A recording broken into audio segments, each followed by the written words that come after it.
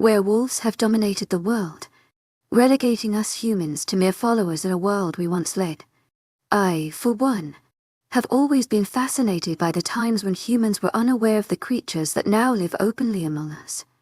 Now all humans are signed to packs, and for generations, my family has been part of the Crescent Moon Pack, ranked at the bottom with the lowest of the wolves, completely dominated by them. Prologue. It had been many years since the werewolves had taken over, leaving us humans to become followers in a world we once led. I was born into this hierarchy, but I did love reading about the times when humans didn't know about the creatures that now live among us. To me and my father, who I had gotten my passion of reading from, it seemed like a much greater time. Now all of us humans were distributed into packs.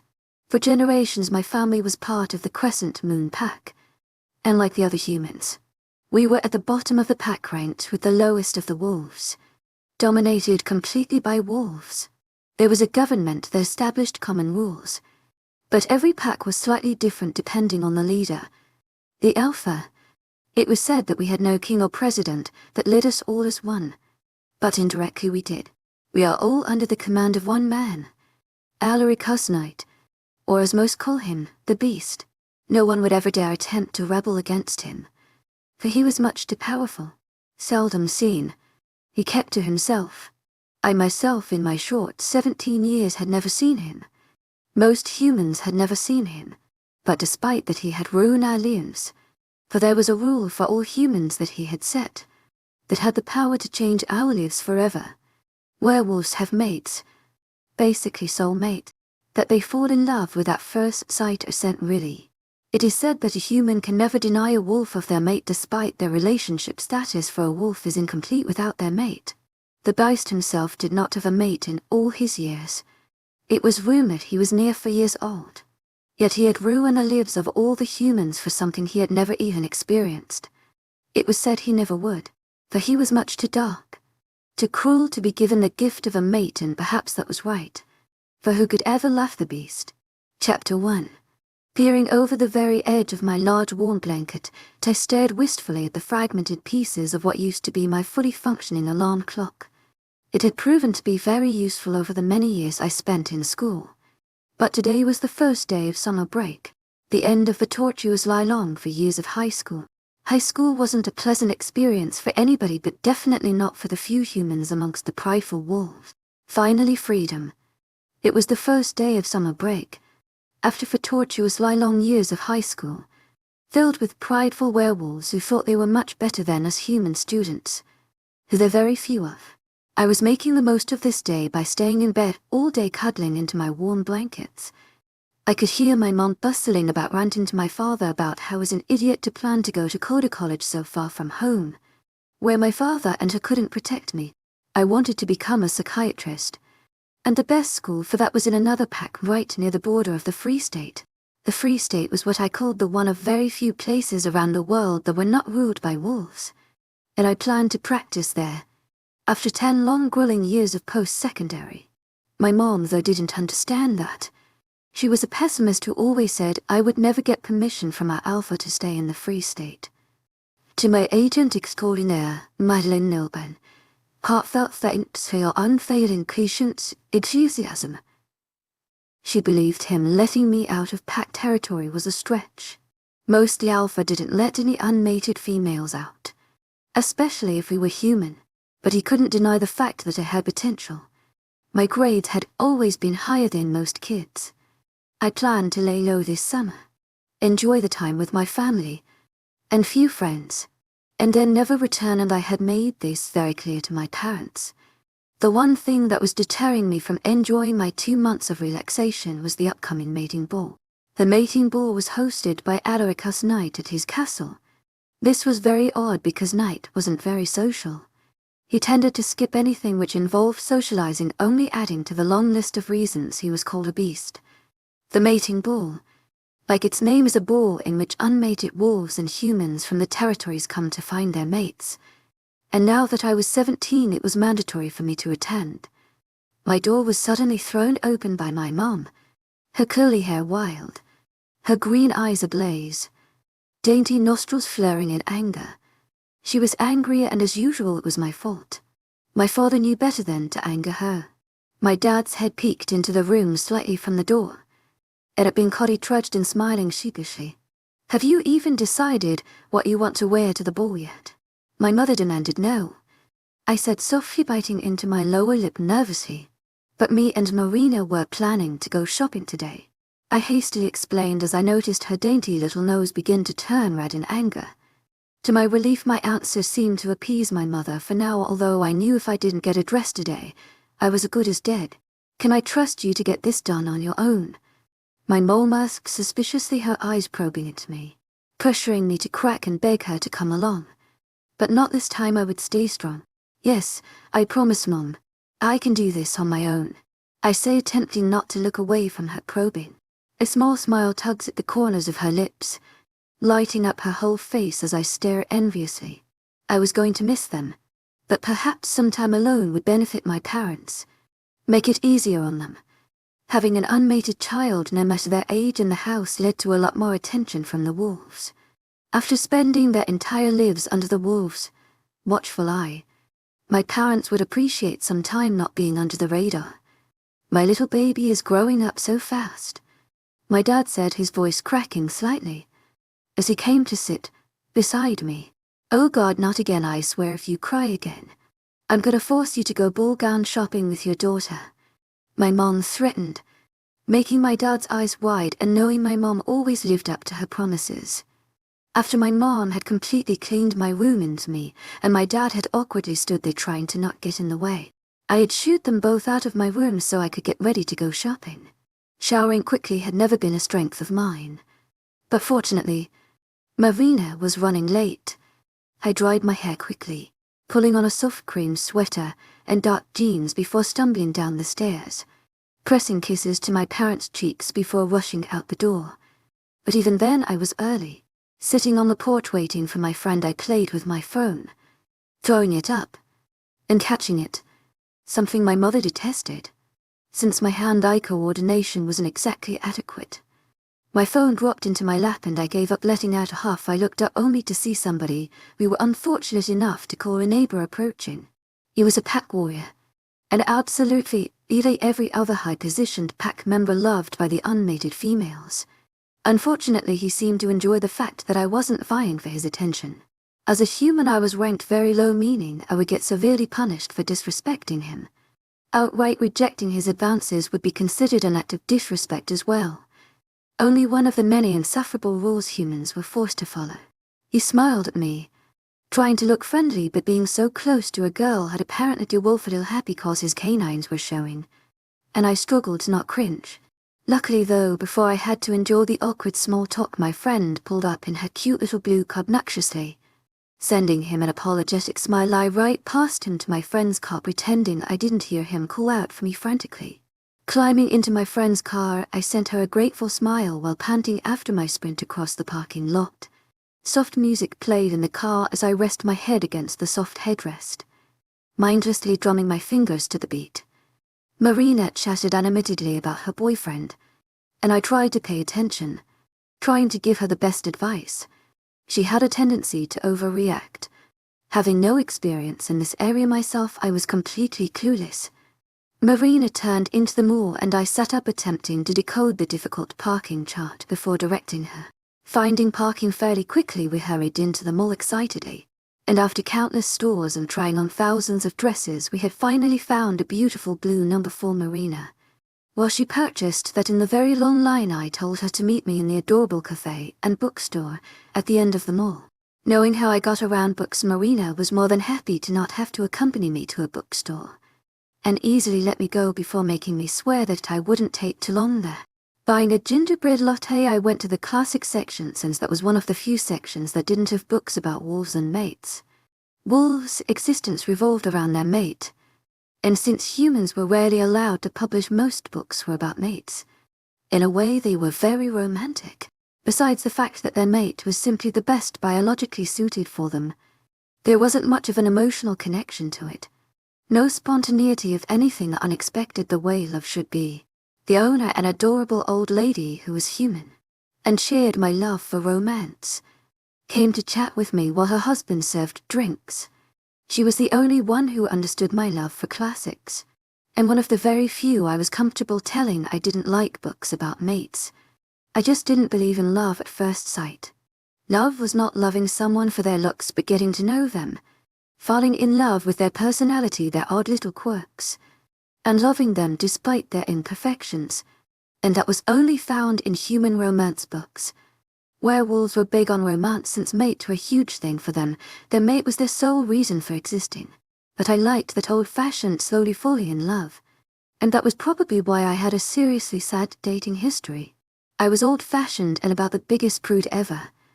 Most teenage guys don't like that. While giggling with Mrs.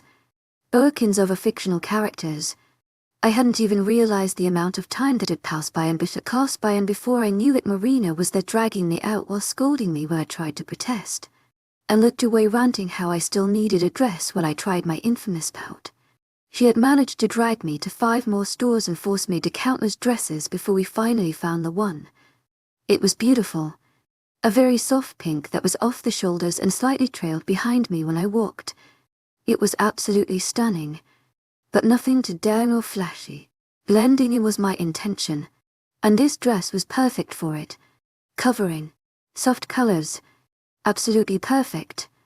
Marina gushed about all the guys that would be at the ball, over dinner and the drive home, and scoffed at my indifference. "Amari, you need to at least try to be excited about guys," my friend said. "Hey, I am interested in guys," I said defensively. I knew I was a prude, but I didn't like to be told that. "Yeah, fictional ones." My friend bit back while aggressively biting into her side order of celery. "Really, you need to start dating. Who knows, maybe you will find a mate soon and never get the chance again," Marina said. And I gulped, realizing she was right. There was a 30 chance there was a psychotic ally possessive wolf out there waiting to tie me down forever, and not let me live my life the way I've always planned to. Having very supportive parents, I had big dreams. Becoming a psychiatrist, traveling the world, volunteering at orphanages around the world. None of those involved being stuck with an oversized mutt. Before I knew it, the night was over. I was back in my house, and after showing my parents my dress, I went to bed thoroughly exhausted from all the shopping. Like always, though, my parents came in to kiss me goodnight. I fell asleep to troublesome dreams about oversized mutts claiming I was theirs and ripping my plane ticket in half with their canines. Chapter 2. Waking up had always been a struggle for me. But today, knowing I would have to attend the mating ball, there was nothing I wanted to do more than to simply stay in my warm bed, hiding under the covers where no monsters could get to me. But of course that wasn't possible, and to ensure this, Alaricus Knight actually had guards go around to the attendants' houses to pick them and their families up personally. The day had gone by in a blur, and before I knew it, my mom was throwing me into my bathroom telling me to get ready. I showered, taking my time to revel in the warmth of the hot water, blow-drying my hair afterwards. Although I didn't like putting makeup on, I simply didn't have the face for it, but my mother would most probably murder me if I didn't, and I wasn't cruel enough to let the guards who'd come to escort us be greeted with the sight of my mauled corpse. I climbed into my dress, the satin sinfully soft against my skin.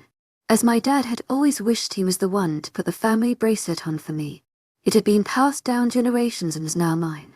The thin white gold chain that had one charm with our family W on it, encrusted with exactly 1 diamond. To others it wasn't much, but to me it was the most beautiful thing I had ever laid my eyes on. I felt my heart fill up when I saw the tears in my dad's eyes when he looked up at me. I had always been a daddy's girl, but today the fear that I could lose him propelled me to throw myself into his arms, pretending that I would be safe in my father's secure hold. I heard my mother walk into the room, and my dad gently released me, pressing a kiss to my forehead. My mom gushed at how beautiful the dress was, and told me that our assigned guard was already here. The guard had come to pick us up in a limousine with the other human families already sitting inside of it. The ride was quiet and much too short. Before I could even attempt to get my heartbeat in control, it was over, and his gruff voice was demanding for us to exit the vehicle. His attempt at being polite not working very well. I had never been to the house of Alaricus Knight before, if you could even call it that. It was really more of a castle.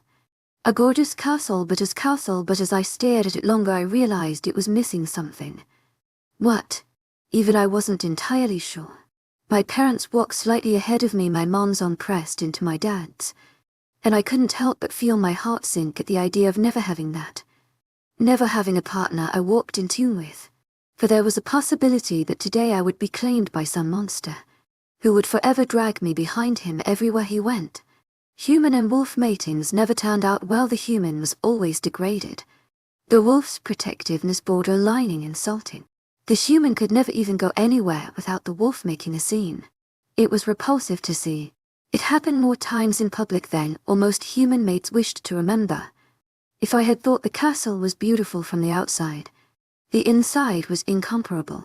This inexplicable strength in the castle, or withstanding age-old beauty, a type of eternity, seemed to be cemented into the very walls. I had always thought the home of the beast would be empty and dull, but this was extraordinarily beautiful. I looked around hoping to see a familiar face, and soon caught sight of Marina, who was standing next to a pretty girl waving at me enthusiastically. I made my words her carefully, hoping not to attract more attention than her frantic waving already had. Although being as clumsy as I was, I managed to stumble against the edge of a couch. I finally made it over to Marina, and after the awkward introductions and the exchange of compliments that Marina and her friend definitely deserved, for they both looked stunning, I stood off to the side quietly as they spoke. My never left me completely incapable of making conversation, and my naturally awkward personality didn't help very much. A frown was upon my face as I looked around. The poor girl was actually hoping to find her mate. The werewolf-written romance books about matings had obviously deluded her into believing there was anything romantic about the ancient old tradition. I hope she never realizes how serious her misconception of mates really was. She had nobody to tell her the truth, and how I wished to, but I knew better than to badmouth them when I was surrounded by thousands of them. So I somehow managed to keep my mouth shut, fearing I was gonna start turning purple with the effort.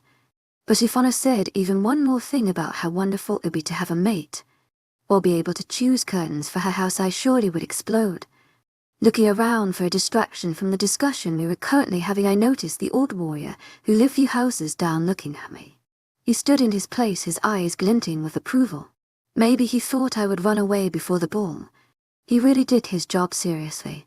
My eyes widened as he started to make his way towards me, and I panicked, hoping to avoid him. I quickly excused myself from Marina, telling her to distract him, and ran out of the hall, hoping to find a washroom to hide in. I found the exit of a huge party banquet and rushed out as I could still feel his eyes on me.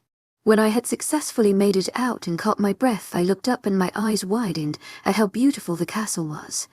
It was even more beautiful on the inside than it was on the outside. I walked around the gorgeous castle in no hurry to get back to the banquet, until one of the help who were rustling about spotted me and politely requested for me to get back to the banquet. My cheeks turned scarlet in embarrassment as the woman sighed tiredly at me before turning around. She thought I was one of those troublesome people. Mumbling to myself, I stumbled around, hopelessly lost in the large castle. After walking down a long, narrow hallway, I entered a staircase. I felt my curiosity peak and started to ascend the staircase, despite the fact that was definitely not the way back to the banquet. I went up the stairs cautiously, knowing this could lead to me ending up in a dungeon, but I couldn't help myself. My curiosity always got the best of me.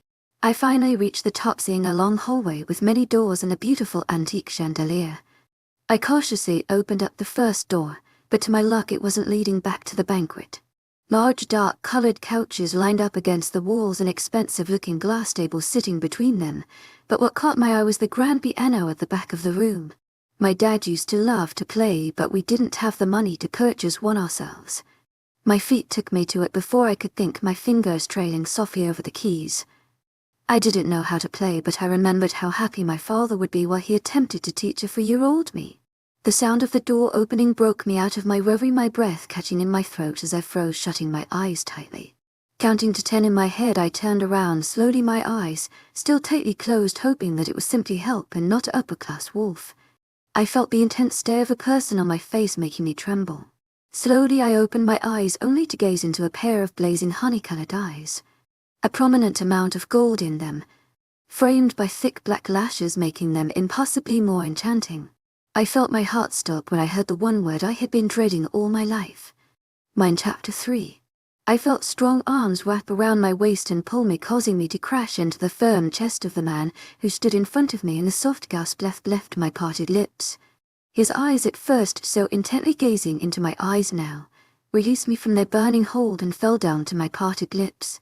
He tightened his grip, pulling me impossibly closer. "Mira Cullum," the man mumbled softly, nuzzling his face into my neck, inhaling my scent.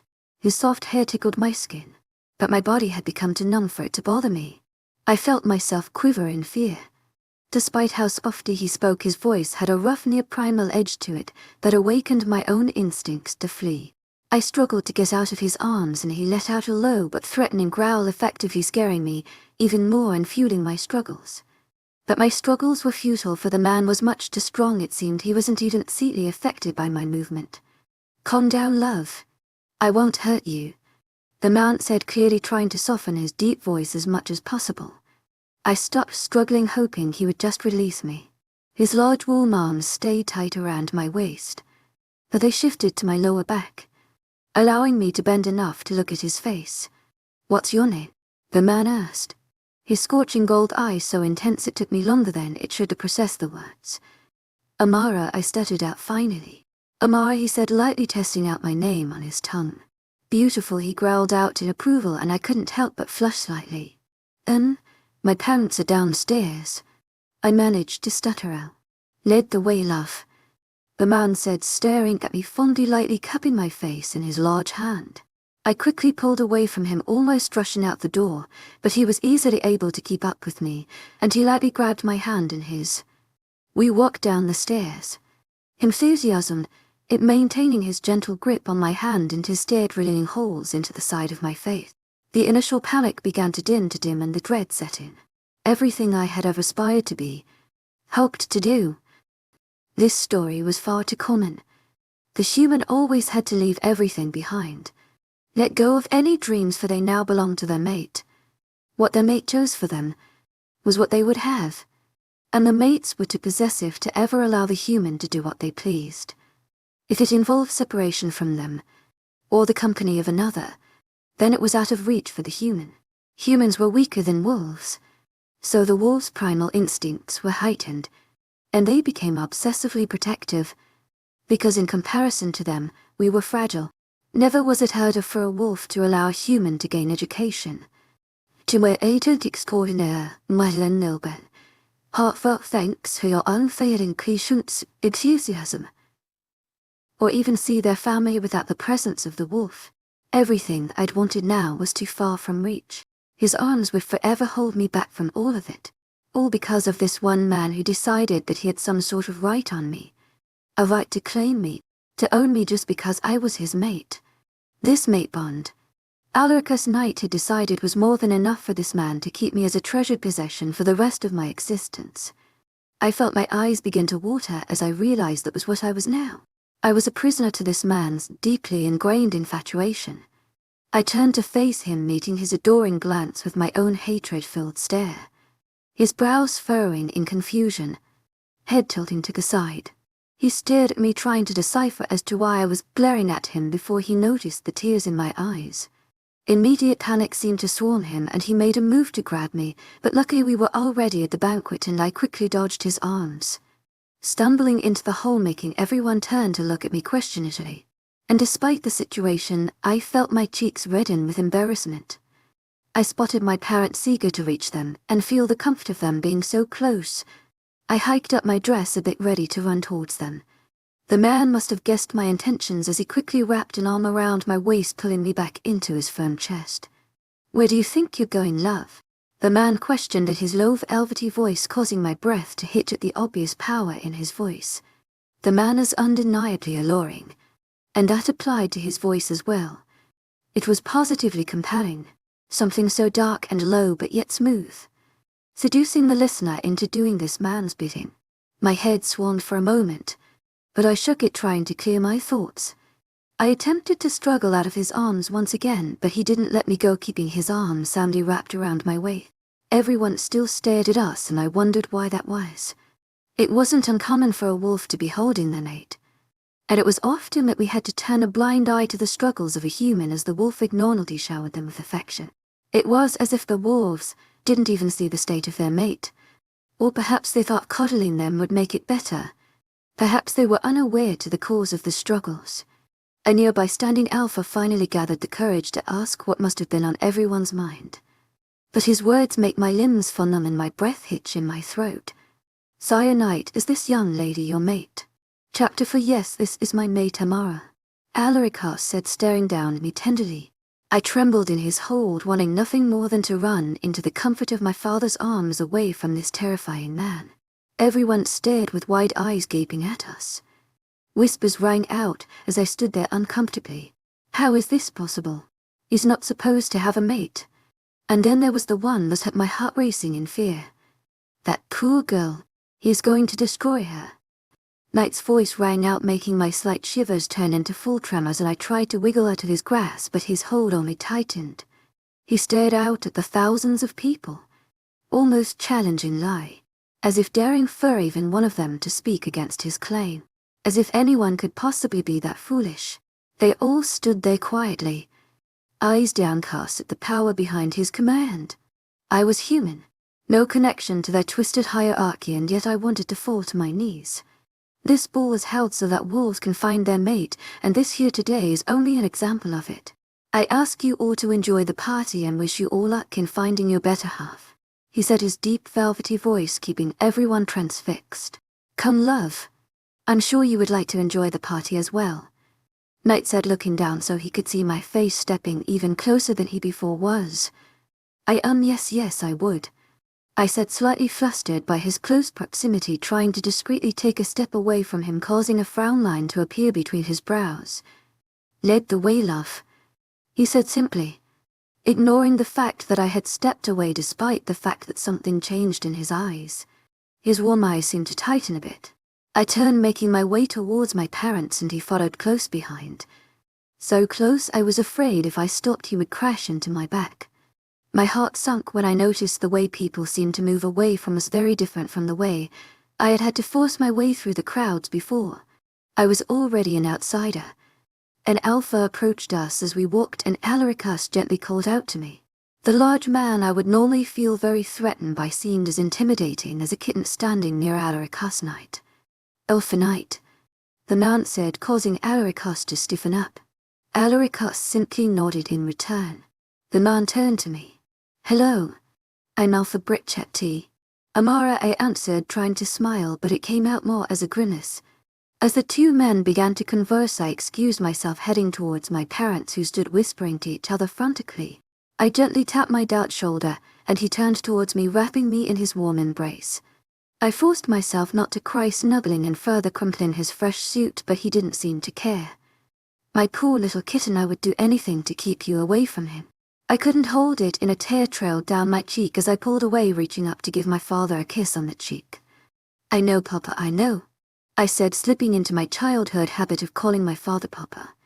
I pulled away from my father and turned to my mother, who was tearing up looking at us.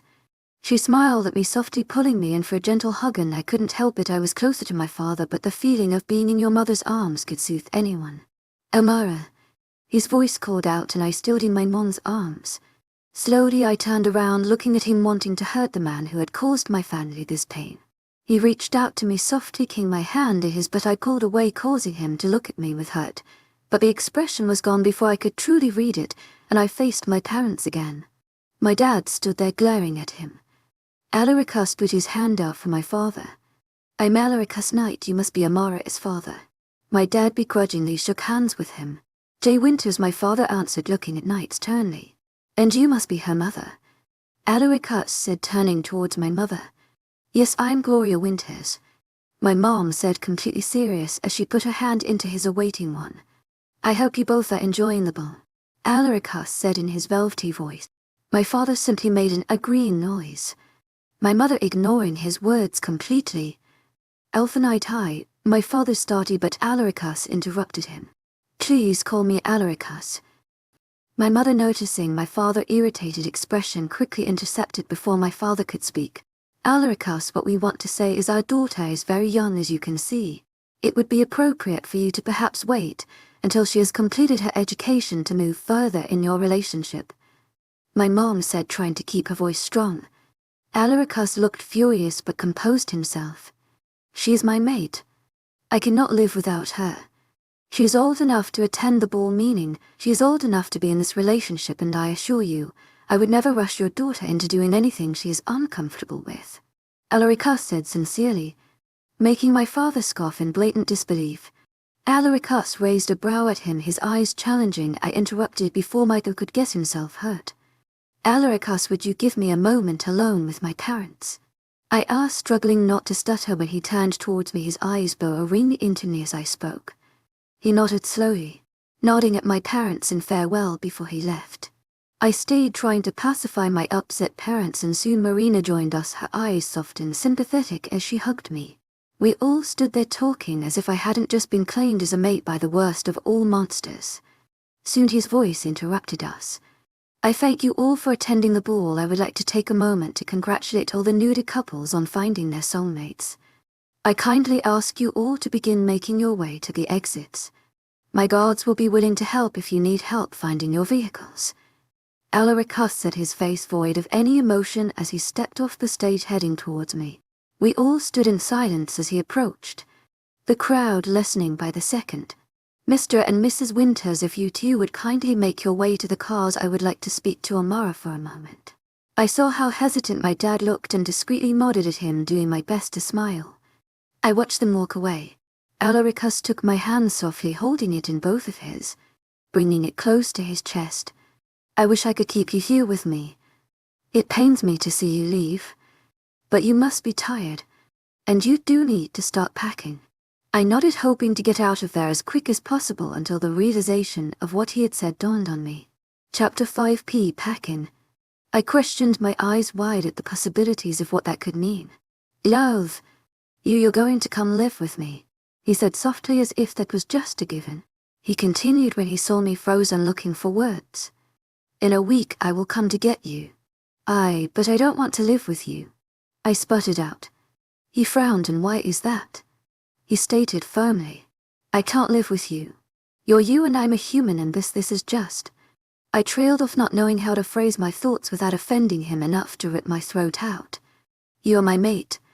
Mates live together, that is the rule. And simply stating it, I can't live without you, nor do I want to, he said, his eyes getting softer as he spoke.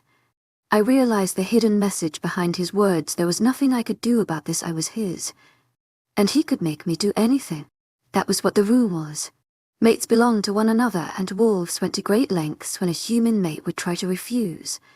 This man being the unannounced king, he could get everyone I loved beheaded before I could utter out an apology.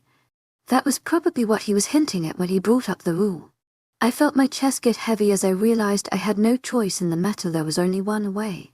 I understand, I said, looking down, not able to meet his eyes.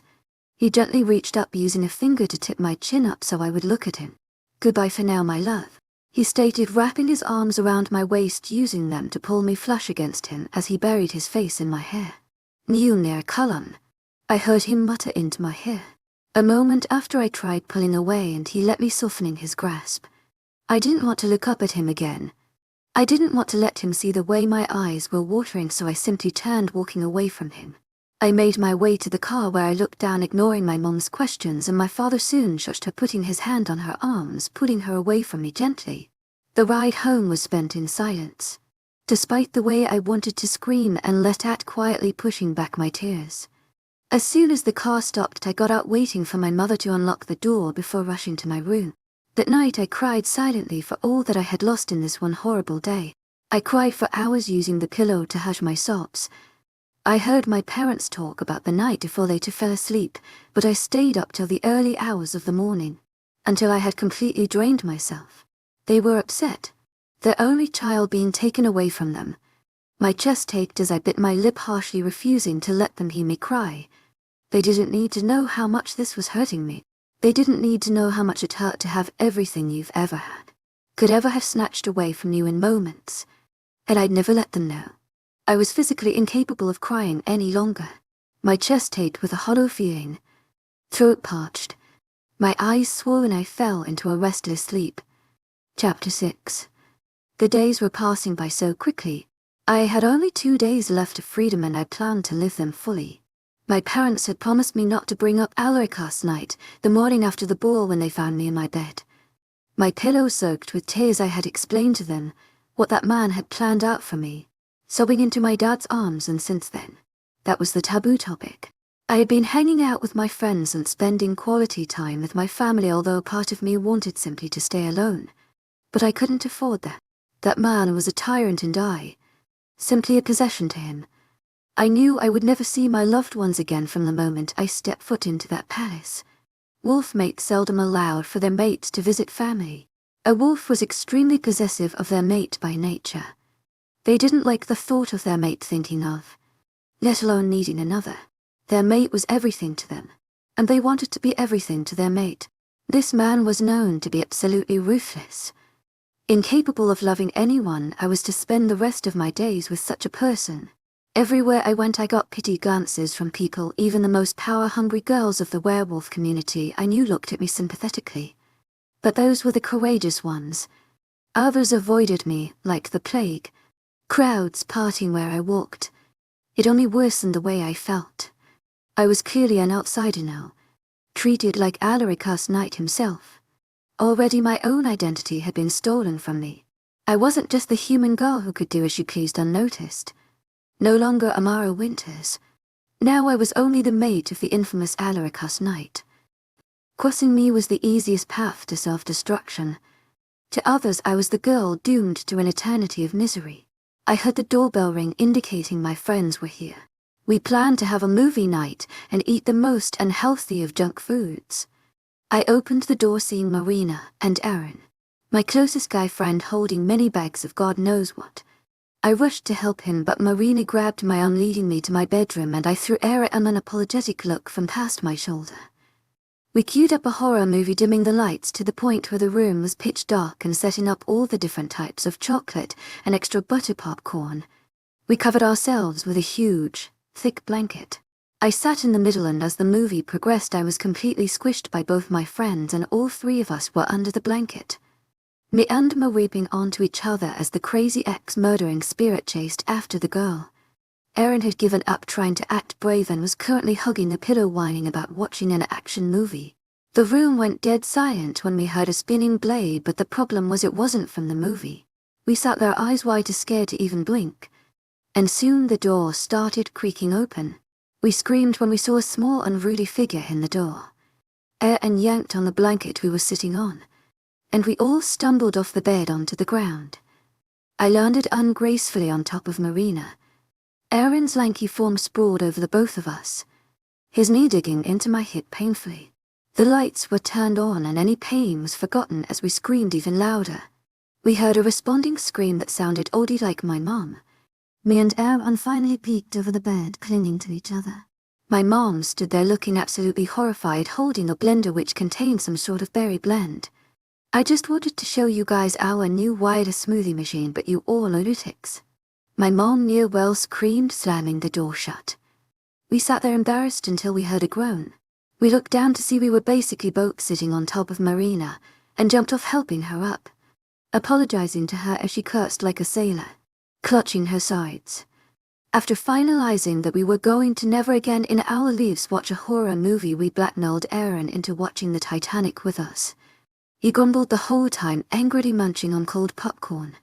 As the movie got close to the ending, I felt tears begin to stream down my face, and I cried silently, realizing I would never experience a love like this. I would always just be a privileged prisoner to the merciless king. Marina sniffled softly next to me and I hugged her, but we broke apart when we heard a horribly muffled sob. Aaron was crying. We watched him quietly for a few minutes before Marina burst out giggling, and Aaron looked at us embarrassed, whining about it being an emotional movie, and threatening us to never tell anyone. Me and Marina threw ourselves at him, hugging him tightly. We all cried for the rest of the movie together, and through the credits yelling we wanted a Jack. Or in Aaron's case, a girl version of Jack. We heard a knock on the door and my dad walked in, his eyes widening at the sight of us all clinging to each other, sobbing. He looked over his shoulder back at the hallway, taking a small step backwards, but threw ourselves at him before he could get away. He nearly fell back as he struggled to stabilize the three of us in his arms. My mom was right behind him and angled himself from our group hug and embraced my mom, and she patted his back, cooing to him as if he were an injured toddler. My friends had always considered my parents their parents, and they were over so often I doubt my parents saw a difference between me and them. Sometimes I thought my mom liked Aaron better because he loved to cook with her.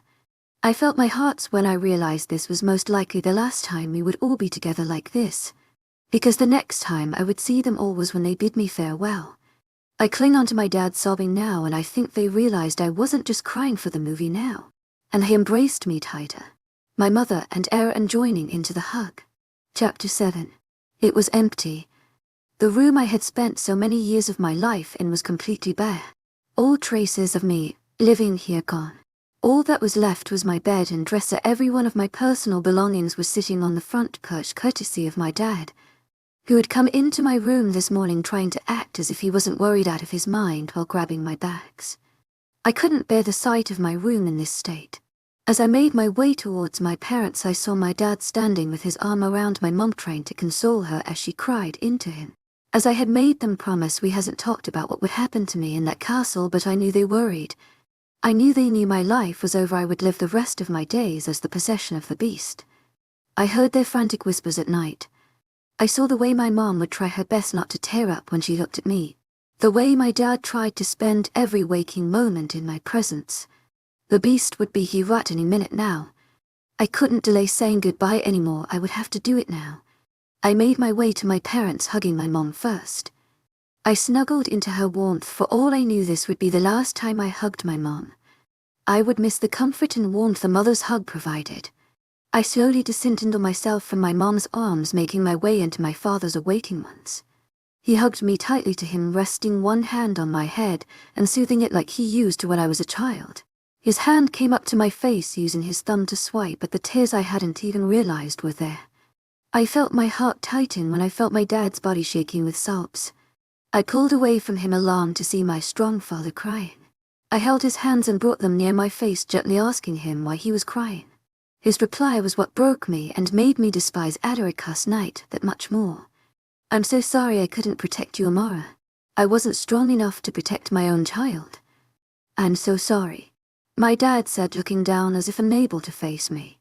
My heart broke seeing my own father like this. The man who had always protected me, the man who had always been my hero, had finally cracked, and it was all because of Alaricus Knight. I would never forgive the man as long as I would live. I had never hated anyone as much as I hated that man. "Dad, it's not your fault. There is nothing you could have done. Perhaps this was meant to happen to me. But Papa, you don't have to worry about me. I'm gonna be fine," I said, trying to reassure my father. He didn't answer. He simply pulled me back to him, hugging me tight again. He kissed my head before letting me go. "We love you so much, baby. Take care of yourself," my mom said to me. "I love you guys too," I responded, trying to stop the tears. My dad opened his mouth to say something, but the bell rang. I felt my heart drop to my stomach as I looked into the widened eyes of my mother. Chapter 8. My dad took a deep breath, going to open the door, while my mom pulled me towards her as if she hoped her arms could save me from the horrifying future that awaited me on the other side of the door.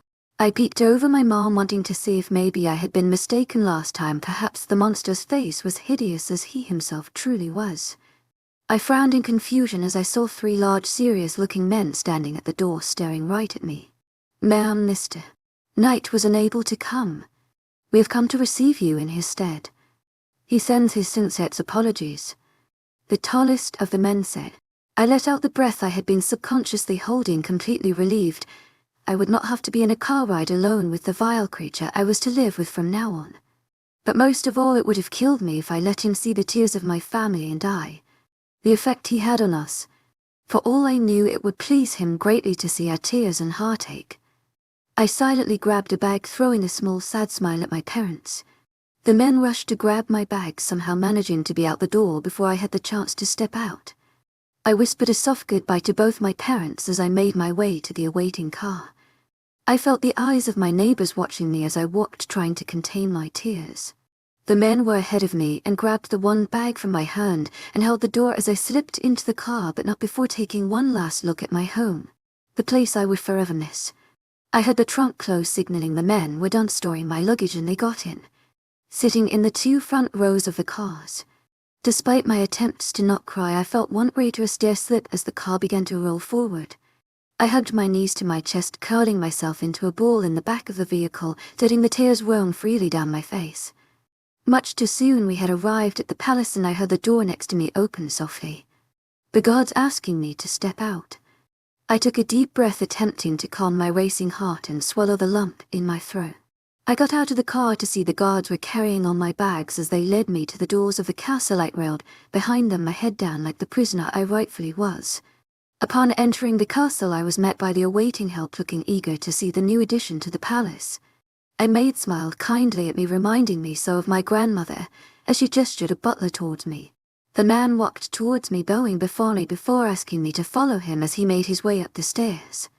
Miss, I am sure you have had an exhausting move, and thus apologize for not being here to help you through it. But would you be interested in a tour of the palace before you rest? The butler asked, and I simply shook my head. Very well, miss, if you would just follow me, then your room is on the top floor close to Mr. Knight, the butler said, turning around and leading me further into the maze of a house. I walked quietly behind him, feeling horrible for how rude I was being, but I simply wasn't up for conversation. Not today. He led me to my room, choosing to stay quiet due to my lack of response to his first few attempts at conversation. The room he led me into was beautiful and much too grand for me to live in alone. The room was as large as one entire floor of an average-sized house. The walls were painted a beautiful warm shade of mocha and contrasted softly with the very light cream-colored silk sheets on the bed. This room had been designed to look inviting and warm, but to me, this was nothing better than a 4x4 dingy dungeon. He bowed gently before walking out of the room, the gesture looking completely normal in the midst of the grandeur of the room. I was left all alone in the bedroom. I closed the door, going to sit on one of the cream-colored couches near the fireplace, exhausted from today's events. I closed my eyes, hoping to get a few moments of rest before I had to come to terms with the day and start the tedious task of unpacking. I had just fallen asleep when a knock on the door awoke me from my nap. I kept my head down, hoping the person would leave. The door was open wide and a person walked in. Welcome home, love. Chapter 9. He walked in, a small smile playing on his face, but it dropped immediately as he noticed my tear-stained cheeks and obvious delicate state. A frown marring his handsome features as he made his way towards me. He leant down by my bedside, staring at me worriedly. I looked up at him, hoping he would see the clear hatred I had for him in my eyes. What's wrong, love? He asked, his tone soft, almost a coo, as if he thought I was too fragile for normal conversation. I chose not to answer him. There would be no point. He would never let me go. I would have to suffer in this place, stuck with him forever. Away from everyone I have ever loved, even away from my parents. The memory of my parents. The tears trailing down their faces had a hot rage burning within me, and, as always when I was frustrated, I felt my eyes start burning up with hot tears. I shut my eyes, trying to will the tears away. But it was too late. He had seen. Baby, please tell me what's wrong. He pleaded, desperation clear in his voice. My eyes shot open when his hands came up to gently grip my face in his rough, calloused grip. I pulled back from his touch, sending him a harsh glare. Don't touch me, I said, almost shaking in disgust. He recoiled back, clearly shocked by my behavior. I don't understand. Why are you so upset? He asked, confusion clear in his eyes. I don't want to be here. You forced me to come here, away from my parents, my friends, completely destroying every dream I've ever had, anything I've ever hoped to be, I said, almost surprised at myself. This wasn't what I was supposed to do. I wasn't supposed to make him mad. He was the most powerful man to exist. He could eradicate the very existence of anyone I've ever cared about without lifting a finger, and I had just yelled at him. I was never one to be ruled by their emotions. I was calm. What was wrong with me? I looked up at him, hesitantly, scared. I didn't want to see the rage in his eyes. I didn't want to hear the words he would say, or even perhaps feel the pain he would inflict on me. But him hurting me was the least of my worries. He could do anything to me, but I knew I would break if he hurt anyone I cared about. But what I saw shocked me completely. He was leaning back onto his knees, looking down. But I was able to see the devastating hurt clear on his face. He looked up at me, realizing I was looking at him, and I saw the pain in them before he closed his eyes briefly, and when he opened them, there was nothing there. They were blank, as if I had imagined the unimaginable pain within them. I can't let you go. I need you. But I promise I will do anything to make you happy. Anything at all. He said to me sincerely, and I looked at him afraid to say anything, not wanting to see that hurt again. Afraid this time perhaps he would act on it. You must be hungry, love. Join me for dinner. He asked, his eyes searching my face to gauge my reaction. I'm not hungry, I said, looking away from him. Fine, I will ask for the maids to bring the food to us. Amara, your health is very important. Please don't starve yourself because of me. Before getting up and walking to the door, he came back a little while after, followed by a maid who steered a cart piled with food on top of it into the room, keeping her eyes on the floor as she walked. Cynthia, you can leave the tray here. Thank you for your help, he said, and the maid nodded at him before walking out, closing the door behind her. Part of me wanted to tell for her to leave it open, so in case his patience wore out I had an easy escape, but I stayed quiet. He held out a plate to me, filled with saucy tomato pasta, covered with shredded cheese, and I grabbed it from him, my stomach grumbling at the sight of food. He settled down on the couch across from me with his own plate. I set my plate on my knees and able to eat with him sitting in front of me. He stared at me as I played around with my food before sighing and setting his own plate down and making his way to me. Please eat, or I could feed you, he said seriously, and I looked at him eyes wide but was relieved to see the amusement whirling in his eyes. I'll eat, I said, and he gave me a small smile before returning to his seat. I dug into the warm pasta. It was absolutely delicious, but what else could one expect from the chefs of a man like Alaricus Knight? Do you like it? He asked, and I nodded. It's made by my favorite chef. He has worked for me for a very long time now. And I nodded again, staring directly at my food as I ate. The rest of our meal was spent in silence. Once we were both done eating, he got up, coming to grab my plate and set it on the tray. He left again. A few minutes later, the maid Cynthia came back to collect the cart. Alaricus Knight thanked her and asked her to thank the chef for the great meal before dismissing her. Still looking down, she bowed at both of us, leaving us alone again. You must be tired. I'll leave you alone to rest now, he said, getting up, making his way towards me. He kneeled in front of me again, cupping my face in his hands, gently whispering, "Good night, new miraculum," in his deep velvety voice before he turned around, walking out of the room, glancing at me once more, his eyes soft, melting honey, before leaving and closing the door behind him. Chapter 10. He came towards me, arms outstretched, before pressing me against him. Mine, he muttered, possessive lie, burying his face in my neck, inhaling deeply. My eyes were wide open as I stared straight ahead, my body able to move. I was frozen. My eyes gazed at the door that seemed so far right now, unable to blink. The tense back of his strong neck in my view. Bluish-green veins protruded from his tanned skin. There was something so terrifyingly animalistic about the way he held himself. All mine. He grabbing wood against my skin. The scrape of his teeth against my soft skin awakening me from my paralyzed state. I trembled in his arms, desperately trying to get away, and he let out a ferocious growl, angered by the attempts his mate made to escape his hold. He pulled back from my throat to be able to look into my eyes, but kept his arms tightly around me. Don't try to get away from me. You belong to me, he said, his eyes darkening as he stared at me, before pressing me back into his chest. I squirmed in his grasp, unable to stay still. The door was just across the room. I just had to get to it. The brass of the doorknob shined taunting lie as I looked at it, hoped in his arms. His arms tightened around me as he crushed my chest to his, crawling and warning against me. I weasel-led my arms out of his hold, doing the only thing I could think of. The smooth skin of his face ripping under my fingernails as I raked them down his face. His hold loosened enough for me to pull away, but the look on his face had me unable to move. I couldn't help but miss the tender look his scorching hazel eyes had always held. But this was what this man truly was, the alpha of all dominating obsessive alpha males. His canines extended as he growled deeply, making the very core of the earth shake. He came towards me again, blood dripping out of the fresh cuts my nails had left on his soft tanned skin. His arms wrapped around my waist, and he hoisted me up into his arms before throwing me roughly onto the cream-colored bed. "You thought you could get away, mate." Something sinister darkening his eyes now, but it wasn't long that I got the luxury of simply looking at him above me. I felt the weight of his body pining down my much smaller form, his face burying itself in my neck. I shivered, taking down my spine as I felt his hot, warm tongue right above my collarbone, a sensation taunting me, telling me of what to come next, and every muscle in my body tensed in terrified anticipation.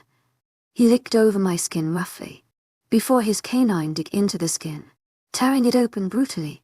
I let out a blood-curdled scream as the pain of his canines ripping through my soft skin registered, blood immediately pooling from the wound, wetting the sheets beneath me as I thrashed in his hold.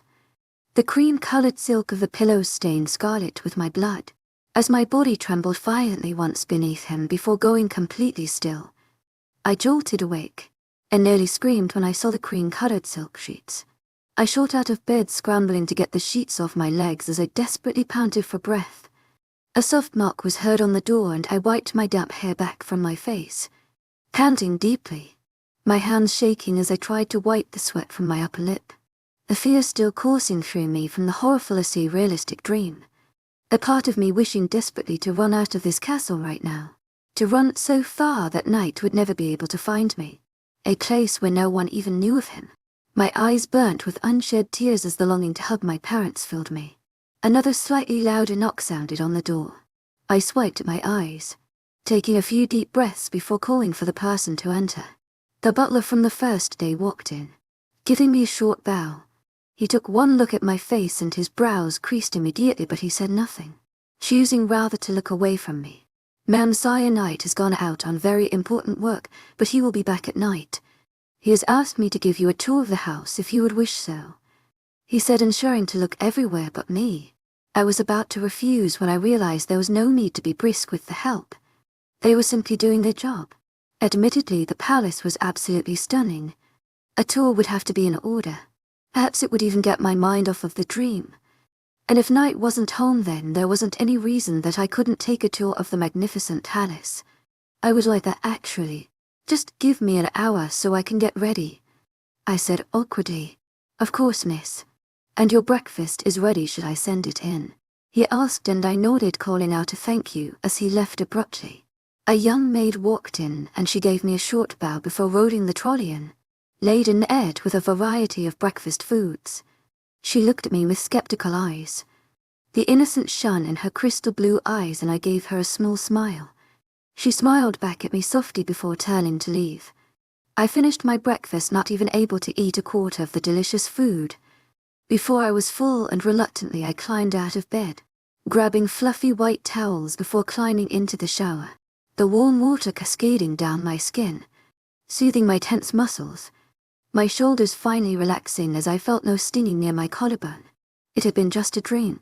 Sweeping my hair aside, I stared at the unblemished pale skin that stretched taut over my collarbone, pressing my shaky fingertips to it, as memories of my dream flashed before my eyes. Getting out of the shower once I'd rinsed all the shampoo and soap off myself, I quickly pulled my clothes on after toweling off. I glanced at the clock, my eyes widening as I realized I was running late. I rushed out the door, nearly tripping over my own feet as I struggled to pull socks on. But once I was out, I realized I had no idea where to go. I stood there confused, not knowing where to find the butler, and decided to turn back into my room. But before I could, I felt a little force collide with my legs. I nearly tumbled backwards, only catching myself by throwing out my arms on my sides, looking down to see a tiny chestnut-colored curly-haired boy with big blue eyes staring up at me glassy-eyed. My heart clenched seeing his beautiful blue eyes fill with tears. I crouched down to his level, intending to comfort him, but he stumbled back. "Hey baby, what's wrong?" I asked, and the boy looked at me closely, seeming to analyze me. He looked down shamefully before mumbling a small, "I lost my daddy," under his breath, and I almost let out a coo when he looked up with an adorable pout. "I'll help you find him, okay, Munkin?" I say softly, and he looked at me before nodding slowly. Slowly I bent down, holding my hand out for him, and he placed his tiny hand in mine. his big blue eyes staring at our conjoined hands curiously before looking up at me. I tilted my head towards the hallway and he gave me a little nod. Standing back up, I tightened my hold on his hand, and we were off. While searching for his father, I couldn't help but to admire the palace. It was so beautifully decorated. Also, my unwilling to guide was much more adorable than I'd initially expected. The palace was somehow simplistic in its lack of excessive decor, but extravagant in its contrasting colors and well-placed antiques. A soft sob sounded from beside me, and I turned to the little cherub walking beside me, stilling to a stop. I bent down to his level, resting on one knee to be eye level with him. Letting go of his hand, I rested my hands on his little waist, before speaking to him softly. "It's okay, baby. We'll find your dad, don't worry."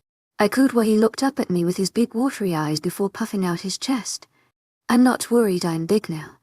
I don't worry when I can't find my daddy," he said, and I smiled at him, softly pressing a kiss to his little head, before getting up to see the butler running towards us. "I'm so sorry, miss, this is my son. He was supposed to be having breakfast, but he sneaked off," the butler said, grabbing a hold of the little monkey and pulling him into his arms gently, giving the little blue-eyed boy a stern look. But anyone could see how relieved he was to have found his son. "What's his name?" "Adrian, and this is my daddy," the little blue-eyed boy replied, cuddling further into his father. "Say bye to Miss Amara," he cooed to his son affectionately. Adrian leaned forward from his father's arms, pressing a quick kiss to my cheek, before pulling back blushing, taking my heart along with him. "I'll just be right back, man," the butler said, before walking off, speaking softly to his son, and Adrian gave me a small wave before digging his face into his father's shoulder.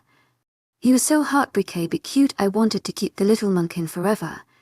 How could one be so cute? I had only been waiting for a short while, and the butler came back completely composed now and apologized before gesturing for me to follow him. He was like a completely different person. The affectionate father was completely concealed behind the professional and diligent worker. We walked around the house, him showing me different artifacts and telling me the history behind them as he went. Every room of the palace was absolutely extraordinarily beautiful, laden with timeless furniture, an antique decor that seemed to only be suitable to the grandness of this palace. Surely it had always been here. We turned a hallway, and at the end was a room closed off by two large mahogany wood doors. I patiently walked behind Frank, the butler, but he passed right by the room, not even acknowledging it. "What's in there?" I asked, and Frank turned around, and I gestured towards the doors. "Mr. Knight insisted he himself would show you that room," the butler said, and I frowned, nodding as we walked along. "But won't you at least tell me what's in there?" I asked, worrying about what could possibly be in there that Alaricus Knight would want to show me himself. "I'm not allowed to tell," the butler said.